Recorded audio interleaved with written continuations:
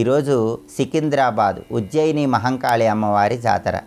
ఈ సందర్భంగా కాళికా అమ్మవారికి సంబంధించినటువంటి ఎలాంటి ప్రత్యేకమైన విధి విధానాలు పాటిస్తే సమస్త శుభాలు చేకూరతాయో నేటి శుభం లాభం అనే శీర్షికన పరిశీలిద్దాం. ప్రధానంగా సికింద్రాబాద్ ఉజ్జయిని మహంకాళి అమ్మవారి జాతర సందర్భంగా అమ్మవారికి బోనాలు సమర్పించినట్లయితే అమ్మవారి సంపూర్ణమైన అనుగ్రహం కలుగుతుంది.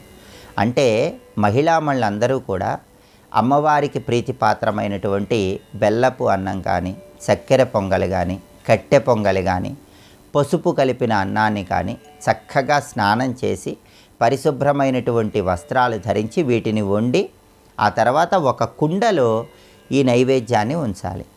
ఆ కుండకి కూడా చక్కగా పసుపు రాసి కుంకుమ బొట్లు పెట్టి కుండ చుట్టూ వేపాకులు చుట్టి ఈ నైవేద్యాన్ని కుండలో ఉంచిన తర్వాత కుండపైన ఒక మూత ఉంచి దాని మీద దీపాన్ని వెలిగించి ఆ కుండను అంటే ఆ దీపాన్ని శిరస్సు మీద ఉంచుకొని అమ్మవారి ఆలయానికి వచ్చి అమ్మవారికి బోనం సమర్పిస్తారు. ఇలా సమర్పించే మహిళామణులు కూడా తడి వస్త్రాలతో ముఖానికి పసుపు రాసుకొని బోనం సమర్పించేటటువంటి ఆచారం ఉంది. ఇలా చేస్తే అమ్మవారు సస్య రూపంలో శాఖ రూపంలో ఉండి అనారోగ్యాలన్నీ తొలగింపజేస్తారని, అమ్మవారి అనుగ్రహం ద్వారా ఆరోగ్య ప్రాప్తిని సిద్ధింపజేసుకోవచ్చని ధర్మశాస్త్ర గ్రంథాలు తెలియజేస్తున్నాయి.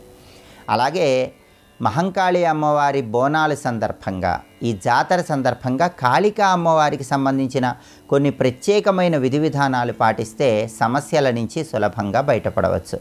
శత్రుబాధలు, దృష్టి దోషాలు ఇలాంటివి ఎక్కువగా ఉన్న వాళ్ళు ఎవరైనా సరే మచ్చలు లేనటువంటి పసుపచ్చటి నిమ్మకాయలు 27 తీసుకోండి. వాటిని శుభ్రంగా నీళ్లతో కడిగి వాటికి పసుపు రాసి కుంకుమ బొట్లు పెట్టి ఈ 27 నిమ్మకాయలు కూడా దారంతో ఒక దండలాగా తయారు చేసి ఈ దండను అమ్మవారి ఆలయంలో కాళికా అమ్మవారికి సమర్పించాలి. అమ్మవారి జాతర సందర్భంగా ఈ 27 నిమ్మకాయల దండను సమర్పించినట్లయితే మనకి మొత్తం 27 నక్షత్రాలు కాబట్టి 27 నక్షత్రాల పరంగా ఉన్న దోషాలన్నీ తొలగింపజేసుకోవచ్చు.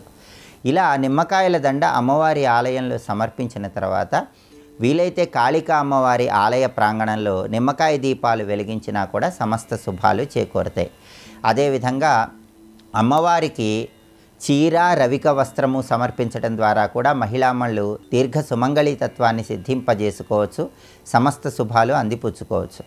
అలాగే అమ్మవారికి నిమ్మకాయల దండ సమర్పించడం, నిమ్మకాయ దీపాలు వెలిగించడం చేసిన తర్వాత 3 నిమ్మకాయలు తీసుకొని ఆ 3 నిమ్మకాయలు చేతిలో ఉంచుకొని అమ్మవారి ఆలయంలో 3 ప్రదక్షిణలు చేయండి. అలా ప్రదక్షిణలు చేసిన తర్వాత ఆ నిమ్మకాయలు తెచ్చి మీ ఇంటి సింహద్వారం దగ్గర వాటిని అలంకరించుకోండి. ఇలా చేస్తే శత్రుబాధలు, దృష్టి దోషాలు వీటన్నిటి నుంచి క్రమక్రమంగా బయటపడవచ్చు. అలాగే అమ్మవారి జాతర సందర్భంగా శాకం ఇవ్వటం అనేటటువంటి ఒక ప్రత్యేకమైన విధి విధానం పాటిస్తే జీవితంలో అన్నపానాలకు లోటు ఉండదు. శాకం ఇవ్వటం అంటే ఏంటంటే ఒక కుండ తీసుకుని ఆ కుండలో నీళ్లు పోసి ఆ నీళ్లలో కొద్దిగా పసుపు కలిపి వేపాకులు కొన్ని వేసి పుష్పాలు వేసి ఆ కుండ చుట్టూ వేపాకులు చుట్టి ఆ కుండను అమ్మవారి ఆలయంలో అమ్మవారికి సమర్పించాలి.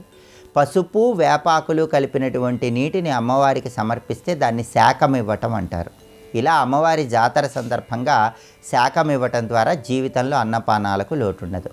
ఇలా సికింద్రాబాద్ ఉజ్జయిని మహంకాళి అమ్మవారి జాతర సందర్భంగా కాళికా అమ్మవారికి సంబంధించిన ప్రత్యేకమైన విధి విధానాలు పాటించండి. అయితే దేవాలయానికి వెళ్ళటం వీలు కాని వాళ్ళు దానికి ప్రత్యామ్నాయంగా గృహంలోనే కాళికా అమ్మవారి సంపూర్ణమైన అనుగ్రహం కలగాలంటే తడి పసుపుతో కానీ తడి గంధంతో కానీ గుండ్రంగా మీ పూజా మందిరంలో గోడ మీద గీయండి.